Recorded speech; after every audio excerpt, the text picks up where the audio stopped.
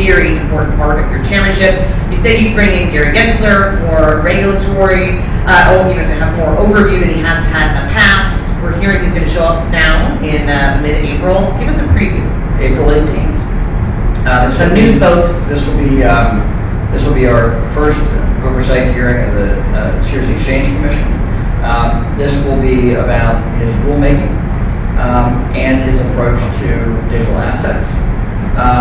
It'll be a large focus on general oversight of the Securities Exchange Commission, but in terms of policy, a serious approach for us laying down what I hope to spend the next couple of months on, which is a regulatory sphere for digital assets.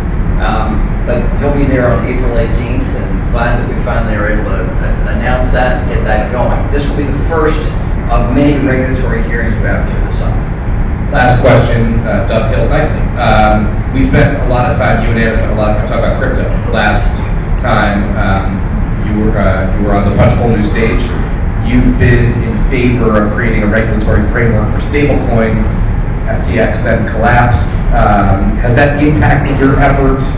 And has your focus shifted to larger crypto questions like market structure and who the burning question, who, if anyone, should regulate what and how? Yeah, so look, I've come to terms with political reality that we're not going to create a new regulator.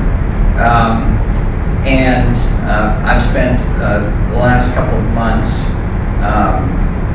working out a set of principles with the Ag Committee Chair, Glenn Thompson. He and I have come to terms with our principles on how to approach digital assets.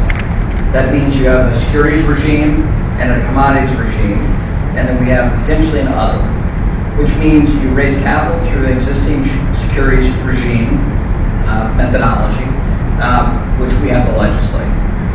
Then if once an asset becomes effectively a commodity, it would then switch out of that jurisdiction into the commodities jurisdiction. And so we've worked this thing out, which means we can have a house product that moves forward on market structure.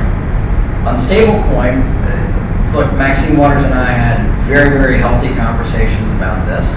We have the broad frame of how to approach stablecoin legislation, and that still pertains today. The specifics of that were the dividing points for our two conferences.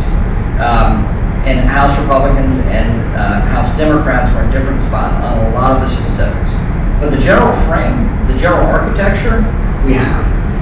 And so we will move forward with both those pieces of legislation, market structure and stable coins, and I hope to do this before it gets miserably hot here in DC.